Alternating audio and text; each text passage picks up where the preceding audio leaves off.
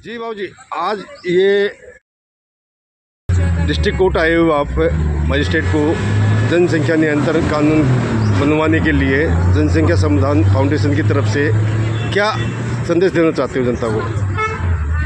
दरअसल आजकल जनसंख्या का एक तरह से इतना खतरनाक विस्फोट हो रहा है कि जो हर आइटम से एटम बम से भी ज़्यादा खतरनाक विस्फोट है जनसंख्या का।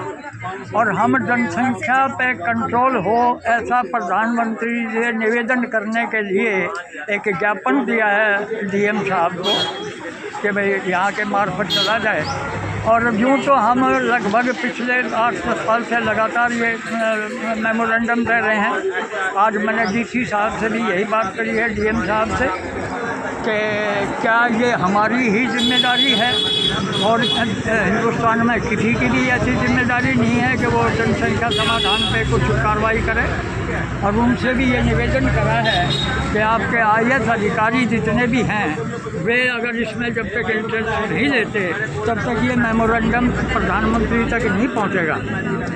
उनको मैंने मिसाल दे दी है कि पिछले 10 साल से हम दे रहे हैं, कहीं ना कहीं आपके आईएएस अधिकारी ही इसको कहीं ना कहीं पटक के बैठ जाते हैं। ये डिप्टी डीएम साहब को मैंने बता दिया है।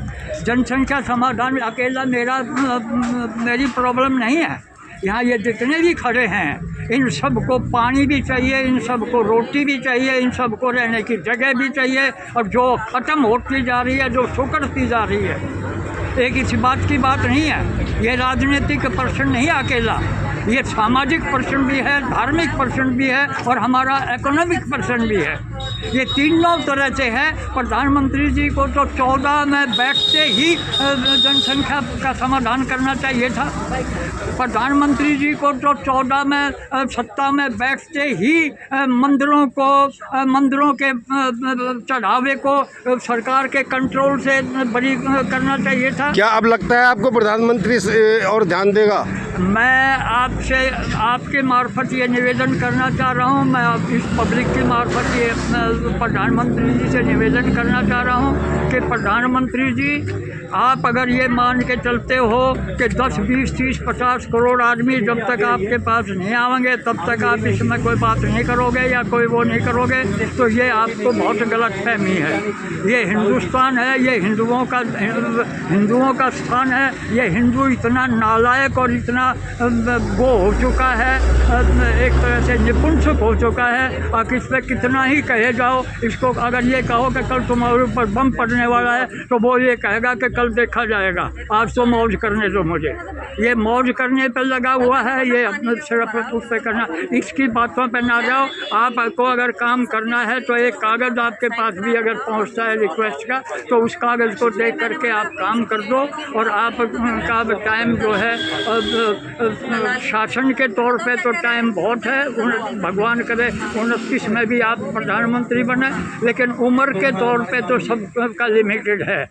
तो इसलिए 29 से पहले जनसंख्या समाधान का भी और मंदिरों को सरकार के नियंत्रण से निकालने का भी, और रोज़ाना किसी न किसी का गला कट रहा है, रोज़ाना कोई ना कोई नारा देता है और किसी न किसी का गला काट देता है।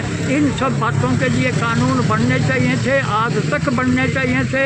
और क्या नाम है, अब 29 के इलेक्शन से पहले तो भाई मेहरबानी करके ये कानून बना ही दो, वरना जितना हम शोर मचा रहे हैं काम उतना हो नहीं रहा, कानून वे बन नहीं रहे। और दूसरे तबके को ज़रूर प्रोत्साहन मिलता है कि ये तो बटेरे रो लिए, लेकिन मोदी जी तो कुछ नहीं कर रहे हैं, मोदी जी तो हमारे उसमें कर रहे हैं। इससे लोगों में विश्वास खराब हो रहा है, इससे लोगों में अट्रैक्शन खराब हो रही है, इससे लोगों में एक तरह से आपकी प्रति मोहब्बत जो है उसमें फ़र्क पड़ रहा है। इन सारी बातों को देखते हुए आपसे नम्र निवेदन है आपको कि भाई आप इन बातों की तरफ ध्यान दें।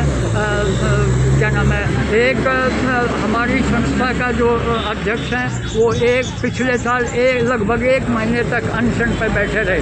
मैं प्रधानमंत्री जी से निवेदन करना चाह रहा हूँ कि 75 साल की आज़ादी के बाद भी अगर इस देश में भूख हड़ताल करनी पड़ेगी, आदमी को आमरण अनशन करना पड़ेगा, मर के दिखाना पड़ेगा, तभी अगर कोई कानून बनेगा तो इस आज़ादी का फ़ायदा क्या है?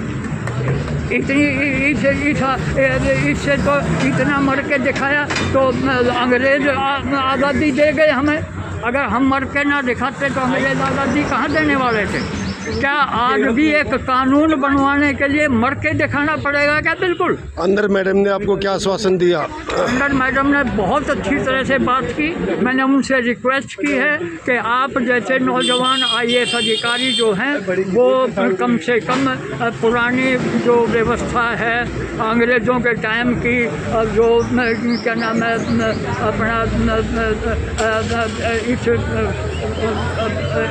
अंग्रेज़ों के टाइम से जो प्रथा सी चली आ रही है कि पब्लिक की तरफ कोई ध्यान ना देना, अपना एडमिनिस्ट्रेशन कोई वो करना, उसको छोड़ के आप नौजवान जो तबका IAS कैटेगरी में आ गया हुआ है, उस नौजवान तबके को तो अब पब्लिक की तरफ, पब्लिक की डिमांड की तरफ, पब्लिक की मांग की तरफ क्या नाम है ध्यान देना चाहिए और कोशिश करनी चाहिए कि कानून की मदद आप उनकी मांग के लिए लो। कानून के मुताबिक मांग तो मत ना पो, कानून की मदद तो उनकी मांग को पूरी करने के लिए लो।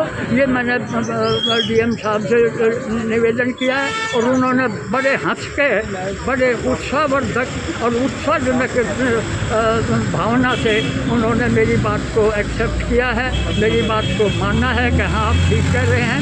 और मुझे बाबूजी कह के उन्होंने कहा कि बाबूजी मैं बहुत भरसक पर्यटन करूँगी और जो कुछ भी मेरे से बन पड़ेगा मैं उन सब कुछ ठीक करूँगी।